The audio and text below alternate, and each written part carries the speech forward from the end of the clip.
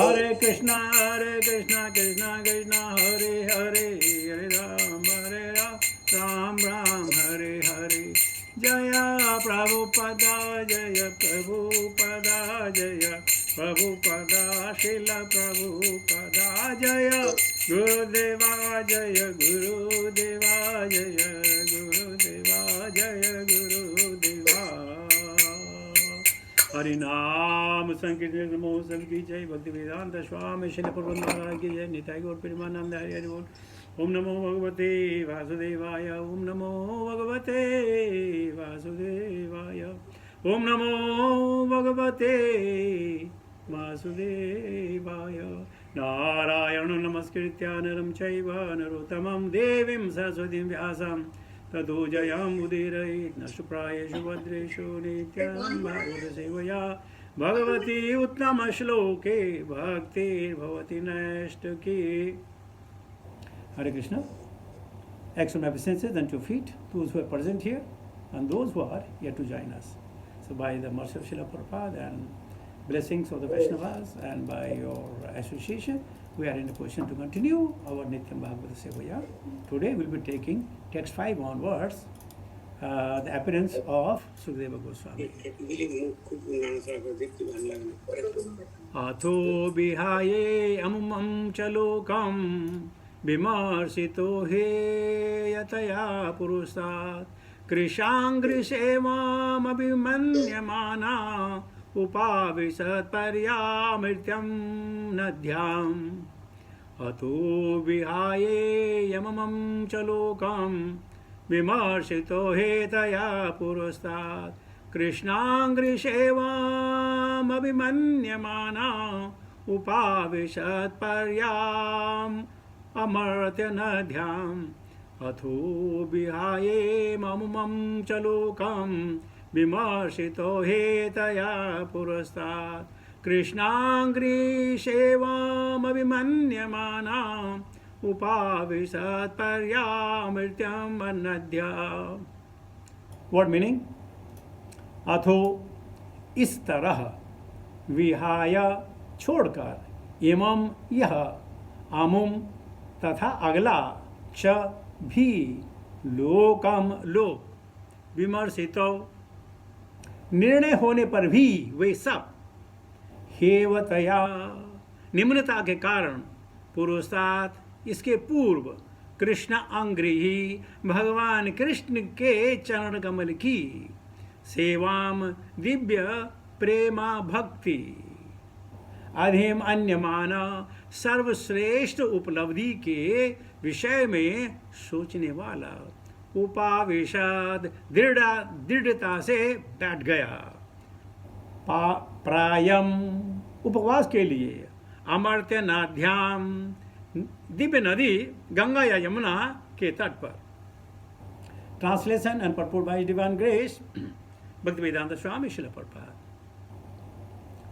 महाराजा परीक्षित आत्म साक्षात्कार की अन्य समस्त विधियों को छोड़कर अपने मन को कृष्ण भावनामृत में एकाग्र करने के लिए गंगा नदी के तट पर दृढ़ता पूर्वक बैठ गई, क्योंकि कृष्ण की दिव्य प्रेममयी सेवा सर्वोच्च उपलब्धि है और अन्य समस्त विधियों को मात करने वाली है. तात्पर्य है, तो अगर आप लोग पढ़ना चाहें तो बोले.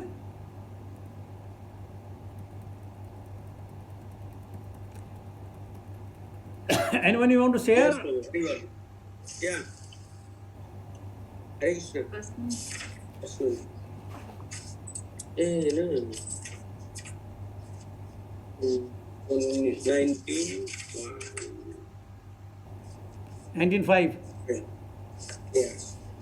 মহারাজ পরীক্ষিতের মতো ভক্তের কাছে কোনো জড়লোক এমনকি এই ব্রহ্মাণ্ডের সর্বোচ্চ লোক ব্রহ্মলোক পরমেশ্বর ভগবান আদি পুরুষ শ্রীকৃষ্ণের ধাম গোলক বৃন্দাবনের মতো মানুষনীয় নয়. এই পৃথিবী ব্রহ্মাণ্ডের অগণিত গ্রহলোকের মধ্যে একটি গ্রহ আর মহাতত্ত্বের মধ্যে তেমনি অসংখ্য ব্রহ্মাণ্ড রয়েছে. ভগবান এবং তার প্রতিনিধি শ্রী গুরুদেব বা আচার্য ভক্তদের বলেন যে অসংখ্য ব্রহ্মাণ্ডের কোনো একটি লোক ভক্তদের বসবাসের উপযোগী নয়।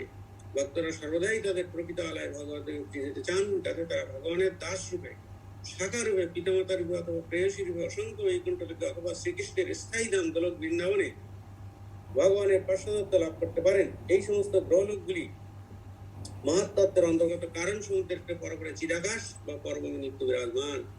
নিজের পুঞ্জীভূত পুণ্য এবং অতি উচ্চ বৈষ্ণব তত্ত্বগুলি জন্মগ্রহণ করার ফলে পরীক্ষিত মহারাজ এই সমস্ত তত্ত্ব পূর্বেই অবগত ছিলেন এবং তাই তিনি কোনো জড়লোকের প্রতি মোটেই আগ্রহী ছিলেন না। আধুনিক বৈজ্ঞানিকরা ভৌতিক উপায়ে চন্দ্রগ্রহে যাওয়ার জন্য অত্যন্ত উদ্গ্রীব, কিন্তু এই জড়ব্রহ্মাণ্ডের সর্বোচ্চ লোক সম্বন্ধে তাদের কোনো ধারণাই নেই। কিন্তু মহারাজ পরীক্ষিতের মতো ভক্ত চন্দ্র অথবা এই জড়জগতের কোনো অন্য কোনো গ্রহের প্রতি একেবারেই আসক্ত নন। তাই যখন তিনি জানতে পারেন যে কোনো নির্দিষ্ট দিনে তার মৃত্যু হবে, তখন তিনি তার রাজধানী হস্তিনাপুরের আধুনিক দিল্লি পাশ দিয়ে প্রবাহিত অপরাকৃত নদী যমুনার তীরে সম্পূর্ণরূপে প্রায় অবসর অবলম্বন করে পরমেশ্বর ভগবান শ্রীকৃষ্ণের অপরাকৃত সেবায় যুক্ত হওয়ার জন্য দৃঢ়তর ভাবে সংকল্পবদ্ধ হয়েছিলেন। গঙ্গা এবং যমুনা উভয় নদী অমর্তা, অপ্রাকৃত এবং তাদের মধ্যে নিম্নলিখিত কারণগুলির জন্য যমুনা অধিক। হরে ओम ज्ञानतिमिरहस्य ज्ञानाञ्जन शलाकया चक्षुर्मिलितं तस्मै श्री गुरुवे नमः। श्री चैतन्य मनोभीष्टं स्थापितं भूतले स्वयं रूपकथा मह्यं ददाति सुपदन्तिकं वन्देऽहं श्रीगुरो श्रुतापदकमलं श्रीगुरुन् वैष्णवां च श्रीरूपं सागरजातं सहगना रघुनाथान् विद्यन्तं सजीवं साद्वैतं सावधूतं परिजनसहितं कृष्णचैतन्यदेवं श्रीराधा कृष्णपादान् सहगना ललिता श्रीविशाखान्वितां च हे कृष्णकरुणा सिन्धु दीनबन्धु जगत्पते गोपेश गोपिका कांत राधा कांत नमस्तुते तप्तजन गौरंगी राधे वृंदावनेश्वरी वृषभानुसुते देवी प्रणमामि हरिप्रिये वाञ्छाकल्पितरुभ्यश्च कृपा सिन्धुभ्येव च पतितानां पावनेभ्यो वैष्णवेभ्यो नमो नमः। जय श्री कृष्ण चैतन्य प्रभु नित्यानंद श्री अद्वैत गदाधर श्रीवासादि गौर भक्त वृंद। हरे कृष्ण कृष्ण कृष्ण हरे हरे हरे राम राम राम हरे हरे। नमो विष्णुपादाय कृष्णपृष्ठाय भूतले श्रीमते पताका समृति नामिने नमाचार्य पादाय निताय कृपा प्रदायने गौरतराधामताय नगर ग्राम तारिणे। नमो विष्णुपादाय कृष्णपृष्ठाय भूतले श्रीमते भक्ति वेदांत स्वामिनिति नामिने नमस्ते सरस्वती देवे गौरवाणी प्रचारिणे निर्विशेष शून्यवादी पाश्चात्य देश तारिणे। जय श्री जय शिला प्रभुपाद। अथो विहाय ममुमं च लोकं विमर्शितो हेयतया पुरुषात् कृष्णाङ्घ्रिसेवाम् अभिमन्यमानाम् उपावेशत् प्रायम् अमर्त्यनद्याम्। तो सूत गोस्वामी कह रहे हैं कि महाराज परीक्षित आत्म साक्षात्कार की अन्य समस्त विधियों को छोड़कर, अब आत्म साक्षात्कार क्या है? अपनी आत्मा के उत्थान के लिए कोई यज्ञ करते हैं, कोई पूजा करते हैं, कोई व्रत करते हैं, कोई योग सिद्धि के द्वारा, हठ योग के द्वारा, राजयोग के द्वारा, अष्टांग योग के द्वारा अपने आत्मा की उन्नति के लिए कार्य करते हैं, साक्षात्कार करते हैं। कोई कर्म कांड के द्वारा, कोई उपासना कांड के द्वारा, कोई ज्ञान कांड के द्वारा आत्म साक्षात्कार करते हैं। लेकिन सूत गोस्वामी कह रहे हैं कि महाराज परीक्षित ने और सबको छोड़कर कृष्ण भावना मृत को चुना। अब ये क्यों चुना? क्योंकि बचपन से ही वे भगवान कृष्ण की अलौकिक गाथाओं का, लीलाओं का श्रवण करते रहते थे। तो क्योंकि जब वो श्रवण करते रहे तो वो इस वक्त भगवान कृष्ण भावना मृत में एकाग्र हो गए। लेकिन इससे पहले परीक्षित महाराज सोच रहे थे, चिंतन कर रहे थे, और आज जो उन्होंने सोचा वो कार्य किया। तो कभी कभी आदमी जो सोचता है उसी कार्य को करेगा। इसलिए अगर हमारी सोच अच्छी हो तो हमसे अच्छा कार्य होगा, अगर हमारी सोच खराब हो तो हमारा कार्य गलत होगा। परीक्षित महाराज ने चिंतन किया, और बार बार जो चिंतन कर रहे थे, भगवान की लीलाओं का स्मरण कर रहे थे, वो भगवान ने ऐसा किया, भगवान ऐसा करते हैं, भगवान ऐसा करते हैं, और आखिर में सोचा कि वही कार्य करूंगा जिसका मैं चिंतन कर रहा था। तो ये बहुत जरूरी है हमारा शुद्ध चिंतन हो भगवान के प्रति, या किसी के प्रति द्वेष ना हो, तो हमें राह भगवान देते हैं। जैसा तेरा चिंतन होगा वैसे युग बन जाता। श्रेष्ठा है तू सृष्टि का, तू ही जग का दाता। तेरा जैसा चिंतन होगा वैसे युग बन जाता। अगर आप चिंता में रहें ये कलयुग है, ये कलयुग है, ये कलयुग है, कलयुग है, तो हमको कलयुग के दोषों के साथ दो चार होना पड़ेगा। लेकिन अगर हम समझ लें भाई कली का युग है, लेकिन भगवान तो मेरे साथ में है, ग्रंथ अवतार के रूप में, नाम के रूप में, पुस्तक के रूप में, और जहां भगवान है तो वहां कली का वास हो नहीं सकता। तो अगर मैं सोच लें कि हाँ ये कलयुग है लेकिन भगवान मेरे साथ हैं, तो कली हमारा कुछ नहीं बिगाड़ पाएगा। तो सोच रखें। दरअसल में जैसा कई दिनों हम चर्चा कर रहे हैं, हमारी सोच ही तो गलत है। कभी किसी का पति या पत्नी देर से घर आए तो बोलते अरे कहीं एक्सीडेंट तो नहीं हो गया, वहाँ कहीं कोई ये तो नहीं हो गई। हम सोचते ही गलत है। ये नहीं कह सकते भाई आज कहीं मीटिंग में होगा, आज कुछ होगा इसलिए नहीं आ पाया, नहीं, हमारी सोच ही गलत है। ये हो गया होगा, ये हो गया होगा, और कभी कभी ये हो जाता है। तो लीजिए आज ये चीज पकड़े, बस अगर आज का श्लोक हम समझ जाएंगे जीवन में, मत खत्म। परीक्षित महाराज ने चिंतन किया और उसी कार्य को करने की चैत्य गुरु ने उनको हिम्मत दी। दृढ़ व्रत बने, गंगा नदी के किनारे बैठे, और गंगा क्या है? भक्त है। तो भक्त के सानिध्य में, परोक्ष रूप में नदी भी भक्त है, भक्त के सानिध्य में बैठे, और जब दो भक्त बैठते हैं तो वहां झुम हो जाता है। आपने सुना कितने महर्षि लोग, कितने लोग वहां जमा हुए, पूरा खानदान जमा था, वशिष्ठ जमा थे,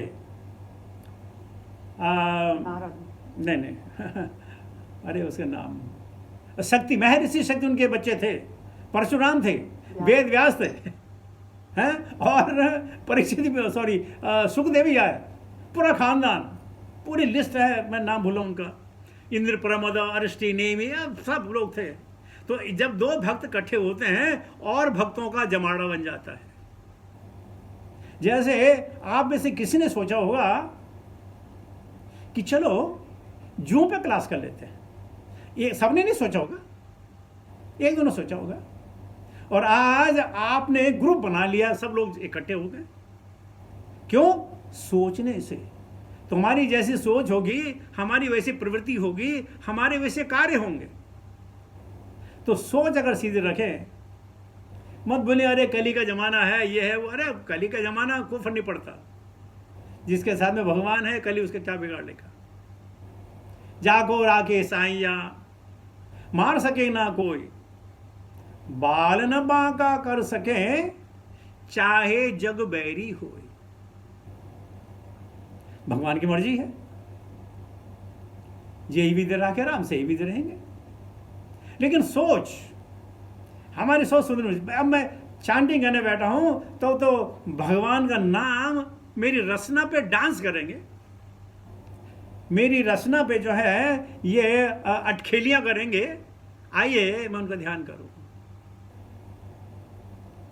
इस प्रकार जब हम पढ़ें तो ये ना पढ़े कि मुझे ये 2 श्लोक हर रोज पढ़ने का मैंने वादा किया मैं पढ़ूंगा, नहीं, ऐसा मत पढ़ें।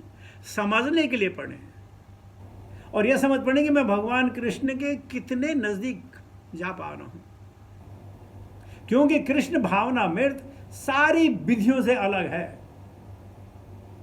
हर विधि, जो भी हम विधि अपनाएं, ये जरूरी नहीं है कि हमको कृष्ण धाम ले चले, लेकिन कृष्ण भावना मृत ही हमको कृष्ण धाम लेके जाएगी। ये शास्त्रों का भी सारांश है। तो प्रभुपाद जी कह रहे हैं कि परीक्षित महाराज परलोक, विधिलोक, स्वर्गलोक जानने की इच्छा नहीं है। कितने ब्रह्मांड हैं। देखिए हम इस पृथ्वी में बैठे हैं, आप जिस सिटी में चले जाओ, किस सिटी में चले जाओ, परेशानी तो वही, कभी टैक्सी नहीं मिलेगी, कभी अच्छा होटल नहीं मिलेगा, कभी ये नहीं मिलेगा, कभी मनपसंद का खाना नहीं मिलेगा, ये परेशानी परेशानी।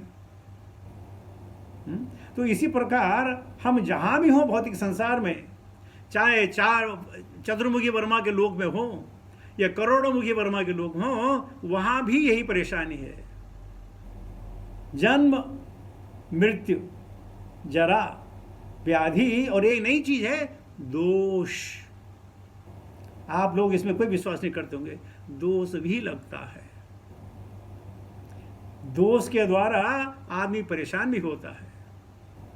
और आजकल तो ऐसे ऐसे ब्राह्मण हैं, आप उनको 1000-1500 रुपये दीजिए, बोले हैं साहब मेरा एक दोस्त है, उसके नाम पढ़ दीजिए, बस वो बेचारा परेशान रहे, बस परेशान वैसे होता है और परेशान रहे। तो ये आजकल ब्रह्म विद्या। लेकिन प्रभुपाद कहते हैं कि भक्त को तो जाना ही गोलोक धाम है। तो आजकल कहाँ है? अरे आजकल गोलोक धाम में ही तो हैं। जब तक हम भगवान के संग रहेंगे, भगवान की पुष्टि की हमें जो है वो रहेगी, जिज्ञासा रहेगी, तब तक हम गोलोक में ही हैं। जैसा तेरा चिंतन होगा वैसे युग बन जाता। तो मत घबराइए कि हम कली में हैं, नहीं, प्रभुपाद ने हमें जो है गोलोक धाम दिया है। हमारी अपनी डीटीज हैं, हमारी अपनी संबंध है। अब अविधेय करना है तो प्रयोजन मिलेगा। और अविधेय क्या है? जो पद्धति है, उस पद्धति के अनुसार हम भगवान की सेवा करेंगे तो भगवान हमारे सामने आएंगे, और भगवान आते हैं। तो चिंतन, कितना शानदार परीक्षित ने चिंतन किया और फिर बैठ गए गंगा नदी के तट पर। आगे कहते हैं तो भक्त जो है सदैव भगवत धाम जाने की इच्छु हैं, जहाँ वो मित्र के रूप में, सेवक के रूप में, माता पिता के रूप में, प्रेमी के रूप में, वात्सल्य रूप में रहकर भगवान श्री कृष्ण के नाम जाकर उनकी सेवा कर सके। प्रभुपाद कहते हैं महत के अंदर बहुत सारी हमने, हाँ, अच्छा, आधुनिक विज्ञान भौतिक व्यवस्था द्वारा चंद्रमा तक पहुंचने की उत्सुकता है। Correct me, date is correct, it was 27th August 1969. It could be 29th or 27th, but let us say that toward the end of August. Prabhupada ji London में बैठे, उनका एक भक्त उनका सिर दबा रहा है, उनके कंधे दबा रहा है और बोलता, देखो प्रभुपाद, देखो Prabhupada, the Apollo has landed, Apollo has landed, Apollo has landed. Prabhupada laughed at him. I said, no, they can never reach the moon. But why? Because moon is 100,000 yojans above the sun. How they can reach? They cannot cross the sun. But this boy, he was a good sevak. He didn't like Prabhupada at all, his statement. He told Srila Prabhupada, Prabhupada, when are we going back to America? Prabhupada said, okay, maybe within few days. He submitted his application. Prabhupada, then I want to leave you. But why? Because you are insulting the scientist and I have a science background, I cannot live with you. Prabhupada says, whether you leave or you don't leave, the facts are facts. And I don't have any enmity with them. I am telling you according to the Shastras, how they can cross the sun. And the moon you are talking about, this moon, they are the Earth satellite. And they are 9 in number, not 1 or 2 or 3, 9 in number. But the boy didn't like it. After maybe 10, 15, 20 days, they went back to America. As soon as they landed in America, he put the luggage of Sri Prabhupada in his quarter, folded his hand, Prabhupada, please permit me to leave. And he left and never to be seen after that. I don't know how many of you read this one. So, यहाँ लिख रहे हैं प्रभुपाद जी कि आधुनिक विज्ञानी भौतिक व्यवस्था द्वारा चंद्रमा तक पहुंचने के अत्यंत उत्सुक हैं, लेकिन वो इस ब्रह्मांड के सर्वोच्च लोक की कल्पना भी नहीं कर सकते। इसे भी आगे कुछ है, इसे आगे जो गरीब आदमी होता है वो क्या सोचता है, अरे बस खिचड़ी मिल जाए खाने के लिए मजा आ जाए। अच्छा आज तो संडे है, इसको मंदिर जाएंगे खिचड़ी मिलेगी, but they can only think that much, उसी में उनका गुजारा हो जाता है। और उनके लिए सर्वोच्च भी है, ये गलत नहीं कह रहा हूँ मैं, लेकिन उससे आगे वो सोच ही नहीं सकते हैं कि भगवान को तो 56 प्रकार के भोग लगते हैं, 56 प्रकार के भोग लगते हैं। वो कहते हैं नहीं खिचड़ी, बस एक डोंगा, क्या बोलते थे, डोंगे बोलते नहीं, वो पत्ते का डोंगे बोलते हैं, वो मिलता है, खाएंगे मजा आ जाएगा। नहीं पत्ता तो पूरा होता है, डोंगा पत्ता तो सपाट होता है, पुड़का खाएंगे मजा आ जाएंगे। तो हम ये कह रहे हैं कि लोगों को मालूम ही नहीं है, और खुद क्या मालूम होना चाहिए, नहीं जरूरी नहीं, लेकिन जब आप किसी गुरु के शरण में जाएंगे, आपकी इच्छा हो न हो आपको बताया जाएगा। जब बच्चा घर में रहता है तो उसको नहीं मालूम है कि ABCD का क्या फर्क पड़ता है, लेकिन स्कूल में जाता सीख जाता है, लेकिन जब स्कूल में जाकर नहीं सीख पाएगा। कहने का मतलब है जब आप किसी की शरणागति जाएंगे आपको अच्छी अच्छी चीजें सीखने को मिलेंगी, तो और लोग ये कल्पना कर ही नहीं सकते। कोई कहते हैं कि जो हमारा भारतवर्ष है और जो एशिया है उसमें गैप था, और धीरे धीरे करके 11,000 करोड़ वर्ष पहले ये जब इकट्ठे हुए झटके में तो जो है वो पड़ गया, क्या बन गया, हिमालय पर्वत बन गया। अब भाई कैसे मान हिमालय पर्वत बन गया, जो बड़ी बड़ी चोटियां होती हैं इनमें रेत कंकर बालू मिलता है।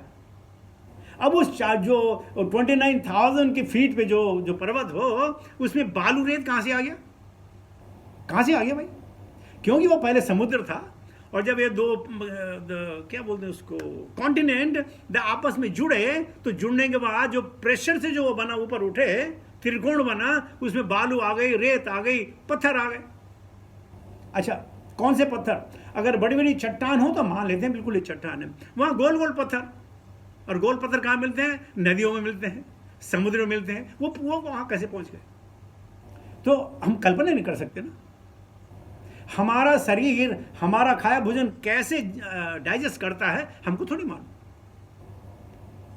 हमको तो नहीं मालूम। बस 3 दफे खाना खाना है, बस मजे करो, पानी पे उछलो को तो अपने आप हजम हो जाएगा, हमें नहीं मालूम। और कभी कभार हम जो है छोटी चीज खाएंगे वो हजम नहीं होता, जिस चीज को खाने से हमारा शरीर हृष्ट पुष्ट होता है वही चीज खाने से बुढ़ापे में बीमारी ले आता। ये क्या बात है भाई, हम कुछ नहीं समझते, हम अपने बारे में भी नहीं जानते हैं, तो भगवान के बारे में जानने की क्या जरूरत है। लेकिन शास्त्र बताते हैं भगवान कौन है, भगवान क्या कहाँ रहते हैं, भगवान का क्या कार्य है, भगवान किस चीज से संतुष्ट होते हैं, किस चीज से आकृष्ट होते हैं, ये हमें बताया गया। तो क्योंकि परीक्षित महाराज बचपन से ही कृष्ण भगवान की लीलाओं में मस्त रहते थे, तो चिंतन वही किया और अब वही भी कार्य किया। और प्रभुपाद जी क्या लिखते हैं,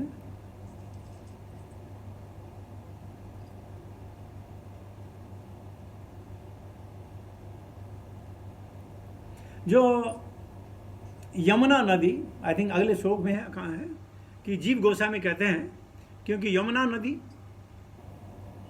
हस्तिनापुर के नज़दीक थी, इंद्रप्रस्थ के नज़दीक थी, इसलिए वो कहते हैं कि परीक्षित महाराज यमुना नदी के तट पर बैठे थे। लेकिन आज का जो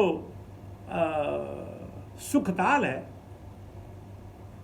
वो दिल्ली से 175 किलोमीटर, मुजफ्फरनगर से 20 किलोमीटर अंदर नदी के किनारे में है सुखताल, जहाँ कहते हैं सुखदेव गोस्वामी ने महाराजा परीक्षित को कथा सुनाई।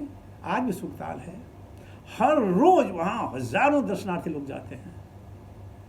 आप लोगों की कृपा से मुझे वहाँ जाने का सौभाग्य मिला अपने पूरे परिवार के साथ। वहाँ आधे घंटे बैठकर भागवतम का प्रवचन सुना। तो कहते हैं कभी कभी ये दोनों नदियाँ एक हैं, गंगा कहो या जमुना। खैर यमुना तो सूर्य पुत्री है, यम की बहन है, लेकिन गंगा भी पवित्र है।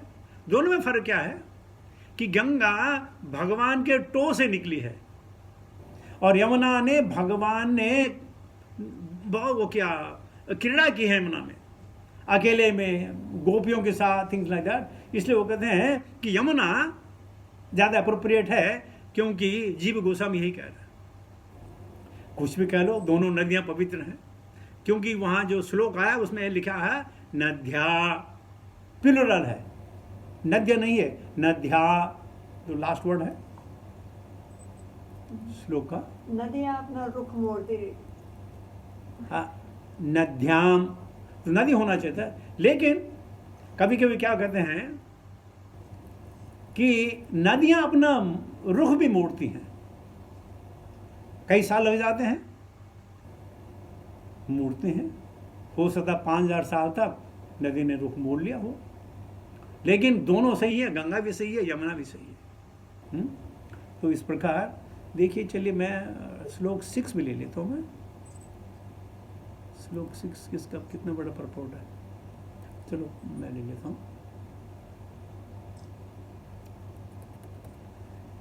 यावेल छद्रि तुलसी विमिश्रम कृष्णांघ्रिणेव अभ्यधिकाम्बु नेत्री पुनाति लोकानुभवयत्र शेषान् कस्तां न सेवेत मरिष्यमाणाम्।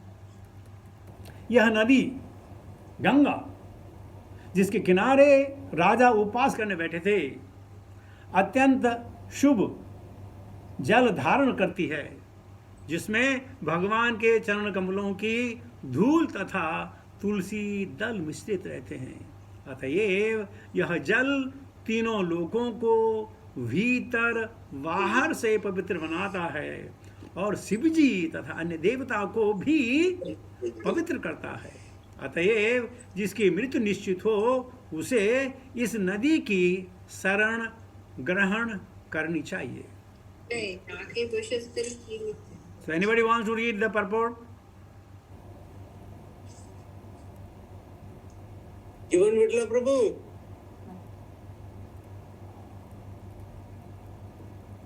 Prabhu, I don't have. Okay, तो Okay, no problem. मिथिला माता जी कहाँ पर से पढ़ना? और सिद्धि वंदना माता जी। ओके, हाँ, ओके, सरबंद माता जी पढ़ेगी। ये यहाँ से जल्दी पढ़ो।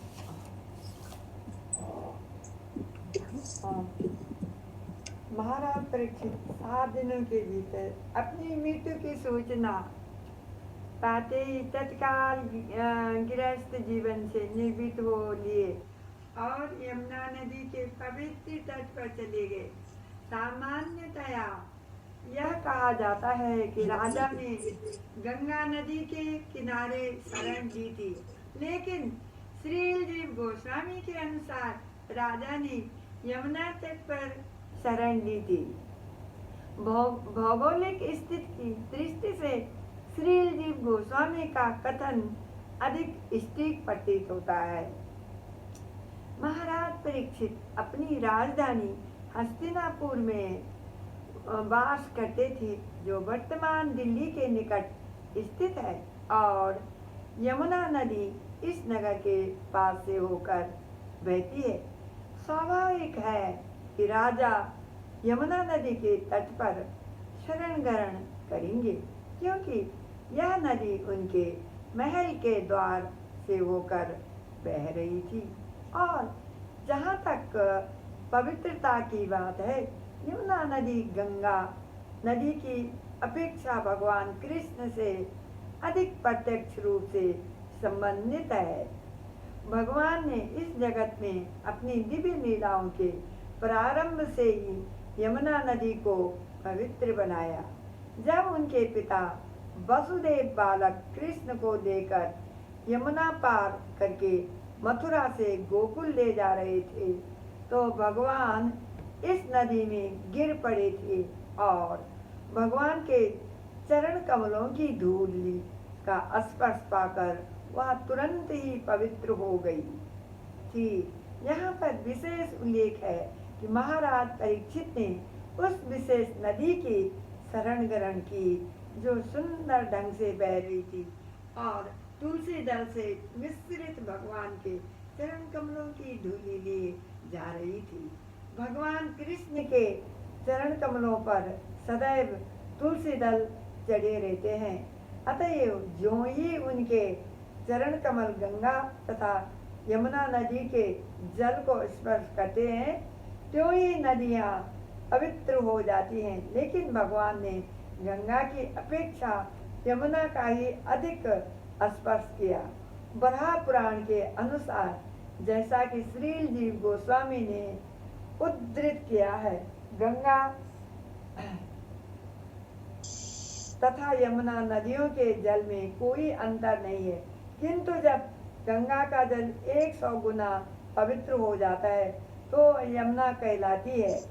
इसी तरह शास्त्रों में कहा गया है कि विष्णु के 1000 नाम राम के 1 नाम के बराबर है और राम के 3 नाम कृष्ण के 1 नाम के तुल्य है। हरे कृष्ण।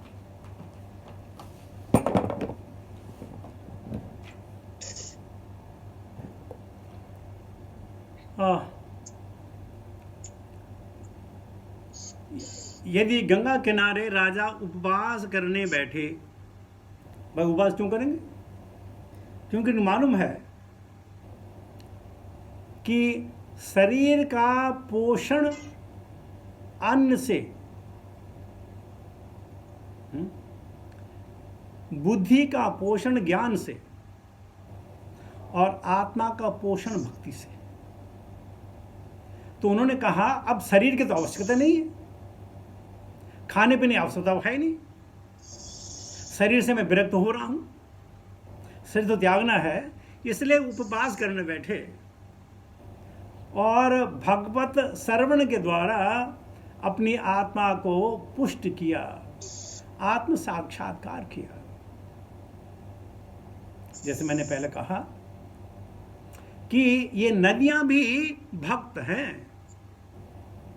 तो भक्त के सन्निवास में, भक्ति के साथ में, भक्ति के एसोसिएशन में भक्ति और बढ़ती है। तो नदी कोई भी हो, क्योंकि हो सकता है उस वक्त ये जो गंगा में आज कह रहे हैं 100 गुना पवित्र हो और यही यमुना कहलाई हो। जब वो 100 गुना पवित्र होगी तो यमुना कहलाई। धीरे धीरे करके लोगों ने, अरबों करोड़ों लोगों ने जो है उसको दूषित किया, पाप से बोझल हो गई, इसलिए उसका तो कम हो। लेकिन ये तो विषय वस्तु की बात है। लेकिन मजेदार बात यह है कि परीक्षित महाराज ने उपवास किया। और ये मजेदार बात और है कि वहां सब लोग जो बैठे थे ना, वो सब उपवास में थे। सुखदेव गोस्वामी भी और अन्य जितने लोग थे, क्योंकि भगवान की इतनी मधुर कथाएं चल रही थी कि किसी को खाने पीने का होश नहीं रहा। लोग कहते हैं ये कैसे हो सकता है? अरे भाई, कभी कभी अगर आपके घर में फंक्शन हो ना, तो आपको खाने पीने की सुध नहीं रहती है, प्यास भी नहीं लगती है। ये करना है, वो करना है, ये करना है, वो करना है, यहाँ जाना है, वहाँ जाना है, न कोई भूख है न प्यास है। तो जब हमारा ध्येय कोई और चीज होता है तो तब भूख प्यास नहीं लगती, शरीर स्थिर नहीं होगा, शिथिल नहीं होगा, कमजोर नहीं होगा, ये भावना है। तो इस प्रकार परीक्षित महाराज उपवास में बैठे। अब तो ज्ञान की, अब तो आत्मा को आत्म साक्षात कर भगवान के धाम जाना है ना। अब वहाँ तो शरीर की आवश्यकता नहीं है। हमारे स्थूल शरीर है, हमारी सटल बॉडी है, gross body, subtle body and आत्मा। अब ग्रॉस बॉडी यहीं रह जाएगी, सटल बॉडी भी इस 14 भुवन के अंदर तक जा सकती है, उससे परे नहीं जा सकती है। क्योंकि हमने गुरु महाराज से सुना है कि ये जो हमारी सटल बॉडी है, मन बुद्धि अहंकार, आत्मा इनमें फ्लोट करके जो है इस 14 भुवन में कहीं भी जा सकती है, लेकिन ये साथ में रहेंगे। लेकिन जब पूरा साक्षात्कार, आत्म साक्षात्कार हो जाता है, तब हमारी आत्मा को मन बुद्धि अहंकार नहीं चाहिए। क्योंकि परिव्योम में जाना चाहती है, इस लोक से दूसरे लोक में जाना चाहती है, वैकुंठ लोक में जाना चाहती है। और तब मन बुद्धि की जरूरत नहीं होती, तब वही जो शरीर हमारा अचिंत्य, जो हमारी आत्मा है, जो खुद ही एक शरीर है, तब जाकर के होता है। अच्छा, और जो नदियां हैं ये भीतर और बाहर से भी पवित्र करती है। ओम अपवित्र पवित्रो वा स्रावतान गतोपि वा यह स्मृत पुण्यकाक्षम सह भय भायांतर सूचि। अंदर और बाहर, ये जो नदियां हैं ये अंदर और बाहर सूच करती हैं। जैसे आपने जब सुबह आप चरणामृत आचमन बनाते होंगे, गंगे जमने से गोदावरी नर्मदा सिंधु कावेरी जलेस्मिन सान्निध्यम को, तो वो नदियां साधनों के साथ नदियां उस पानी में आकर के उसको पवित्र कर देती हैं। और जब आप इसको सिप लिया तो अंदर से भी और बाहर से भी आप पवित्र हो जाते हैं। और कैसी पवित्र करती हैं? यानी देवादिदेव महादेव भी गंगा को अपने सर पे उठाया। क्यों? क्योंकि वो भगवान के चरणों से निकली है, ब्रह्मा के कमंडलों से निकली है? ये पवित्र है। पवित्रम पवित्राणाम, ये ऐसी पवित्र है जो पवित्र लोगों को भी पवित्र करती है। हमको भी कई बार हरिद्वार में नहाने का मौका मिला,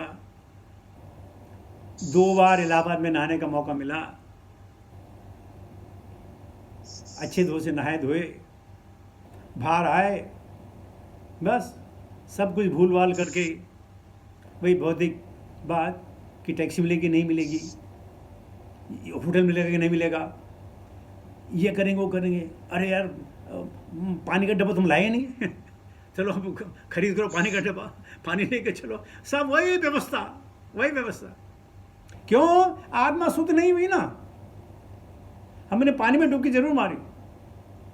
हाँ, एक बात और मैं बताता हूँ, हमने सुना है कि श्रीमद् भागवतम भी एक गंगा है। अब इस गंगा में नहाने के 2 तरीके हैं।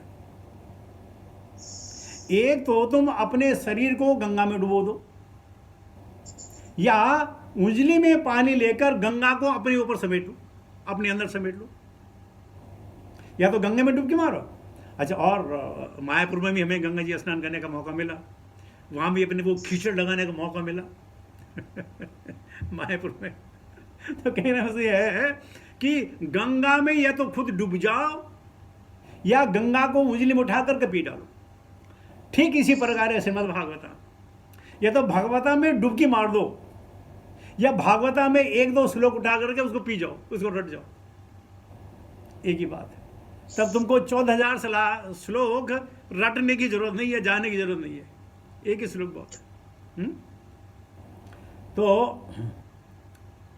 हाँ, तो परीक्षित महाराज प्रभुपाद कहते हैं गृहस्थ आश्रम से निवृत्त होने के लिए, क्योंकि गृहस्थ आश्रम में जब तक हम होंगे हमारा अटैचमेंट बना रहेगा। अब आराम से बैठे हैं, भगवान की याद कर रहे हैं, अरे यार दीवार काली हो गई, इसको पेंट कराना है। अब कर रहे थे भगवान की बात, अब बोला पेंट पे हो गया। अब सोचने लगे हरे कृष्णा, कौन पेंटर यार, किसको बोलूं पेंटर के लिए? हरे कृष्णा, ये मैं कलर चेंज करा दूंगी, ये कलर रखो, हरे कृष्णा हरे। और देखो कर रहे थे वो, और लगे बात करने। तो गृहस्थ में ये चीज है। आप ध्यान में बैठे हो, तुम्हारा बच्चा रो पड़ा, सारा ध्यान खत्म और फिर हम क्या करते हैं, जो हमारी चांटिंग करें ना वो हम बीट पकड़ के चलते हैं, ये छूट ना जाए क्योंकि यही तो शुरू करना है छूट के तो भाव रे बाप, हाँ अनर्थ हो जाएगा। क्या अनर्थ हो जाएगा? दोबारा से शुरू करना पड़ेगा। तो पकड़ के चलते, यार दोस्त मिल गए, खूब बातें करो लेकिन वो पकड़ के रखो तो ये हमारी कृष्ण भक्ति है। और फिर हम 16 राउंड के बाद हम बड़े खुश होते, चलो आज का कोटा पूरा हो गया, अब दोबारा नहीं करना पड़ेगा कहाँ किया, किसने किया, कब किया है? तो तत्काल गृहस्थ आश्रम से कई प्रकार के गृहस्थ होते हैं, कई प्रकार के वानप्रस्थ होते हैं। परसों हमारे वेंकटेश्वर गोपाल प्रभु बोल रहे थे, कई प्रकार के सन्यासी होते हैं, अलग अलग कैटेगरीज हैं, अलग कैटेगरीज हैं। लेकिन परीक्षित महाराज ने एकदम छोड़ा, इंग्लिश कहते हैं at the drop of hat, छोड़ दिया। जब मैं बहरीन में था, तो मेरी पत्नी ने मेरे लिए जूते खरीदे, बहुत महंगे जूते, बहुत महंगे जूते खरीदे। और मैं भी बोला यार कभी कभी पहनूंगा, हर रोज नहीं पहनूंगा, बहुत महंगे। उसके बाद अचानक मेरी नौकरी छूट गई। जब मैं सामान बांधने लगा, वो पता नहीं जूते मैंने कहाँ रख दिए, पता ही नहीं चला जूते का। उसके बाद 6 महीने तक बीवी से झगड़ा करते रहे कि जूते लेते तुम्हारे कहाँ हैं जूते, इतना इतना तुम्हें ध्यान नहीं है जूते संभालने का। अरे मैंने बोला इतना सामान संभाल तुम जूते की बात कर रहे हो। तो हम इतना अटैच हो जाते हैं, इतना अटैच हो जाते हैं, क्योंकि उसने अपने हाथ से खरीदे थे तो उसको था। मैं बोले यार कुछ सामान तो मैं इंडिया आया, जो भी था 4-5 कार्टून आ गए, इंडिया बात खत्म हो गई। तो गृहस्थ में हम लोग कर बहुत ही ज़्यादा जो है हम लिप्त हो जाते हैं छोटी छोटी बातों। गृहस्थ में क्या होता है, अगर आपकी कमीज हो तो जब तक कमीज पहनो तो पहने, उसके बाद कमीज जब खराब हो गई तो उसके घर के लिए पोछा बना देते हैं। पोछा बना दिया, पोछा बनाने के बाद जब पोछा खत्म हो गया, चलो इसको टॉयलेट में रखो, टॉयलेट साफ करने का काम आएगा। लेकिन इतने के बावजूद उसको फेंकेंगे नहीं, हो सकता कभी काम आ जाए, हो सकता कभी काम आ जाए, कभी काम कभी नहीं आएगा, लेकिन हो सकता है। अच्छा एक किनारे पड़े रहने तो तुम्हें क्या प्रॉब्लम है। ये गृहस्थ की बात हो रही है, हर गृहस्थ में ऐसा ही आया। तो परीक्षित महाराज को मालूम था अगर मैं गृहस्थ में रहूंगा कहीं ना कहीं अटैचमेंट होगा, अपने राज्य से, अपनी ट्रेजरी से, अपने सैनिकों से, अपने बच्चों से होगा। इसलिए क्या करो, सब त्याग दो। और त्याग कर चले गए, कहां गए, भगवान की खोज में। तो कुछ दिन पहले मैंने आपसे कहा था, जब कभी हम भगवान से कुछ चीज मांगते हैं तो ये मान के चलो वो चीज भगवान से ज्यादा हमारे जीवन में महत्व रखती है। भगवान का इतना महत्व नहीं है जितना उस चीज का है। धनम देही, हे भगवान मेरे पे कृपा करो, मुझे धनाढ्य बना दो, धन धान्य हो जा मेरा। यानी कि भगवान इतना मायने नहीं रखते, धन ज्यादा मायने रखता है। और जब हम कोई भी मांगते हैं तो समझो भगवान कहते हैं अबे बेवकूफ, अगर मांगना ही है ना तो गोलोक धाम मांग। क्या मांगता है, अगर मैंने धन धान्य दे भी दिया कितना खाएगा, जब दांत टूट जाएंगे तब क्या, जब अल्सर हो जाएगा तब क्या, जब डायबिटीज हो तब क्या, तब क्या। लेकिन तो नहीं, धनम देही बलम देही, हमें बल चाहिए, हमें कहीं कुश्ती नहीं करनी है, लेकिन भरपूर बल चाहिए कि क्या कभी दुश्मनों से लड़ना पड़े। ये तुम्हारी मांगे भगवान से। तो कहते हैं प्रभु जी कैसे चला, प्रभु की गुरु की कृपा है, प्रभु जी गुरु महाराज की कृपा है, भगवान की कृपा है। क्या कृपा है, कृपा तुम्हारे मुंह से झलकेगी भाई। ये बताने की जरूरत नहीं है। तो परीक्षित महाराज ने सूचना पाते सब कुछ छोड़ा कि अब कुछ नहीं काम आने वाला, कोई व्यवस्था नहीं काम आने वाली। अगर अब काम आने वाला है तो भक्ति, वो भी एकाकी भक्ति है। तस्मात् सर्वथा राजन, बड़ा अच्छा श्लोक है। एकेन मनसा भगवान सात्वताम पति ही श्रोतव्य कीर्तितव्य ध्येय पूजनीयता। तस्मात् एकेन मनसा, हमारे मन में उद्गार होते हैं, बड़ी बड़ी चीजें होती हैं। ओ मैंने बहुत टाइम ले लिया, माय गॉड। तो मैं इसके साथ ही अपनी वाणी को विराम देता हूँ, क्योंकि बातों वेगम हो जाता है कभी कभी। तो thank you very much for नहीं टाइम तो टाइम है, मैंने शायद टाइम देखा नहीं मैंने। हरे कृष्णा। ये चीजें बार बार रिपीट होती रहेंगी, कोई चीज नहीं कि हमने छूट गया तो हम कोई छूट गया, हम कुछ नहीं छूटे।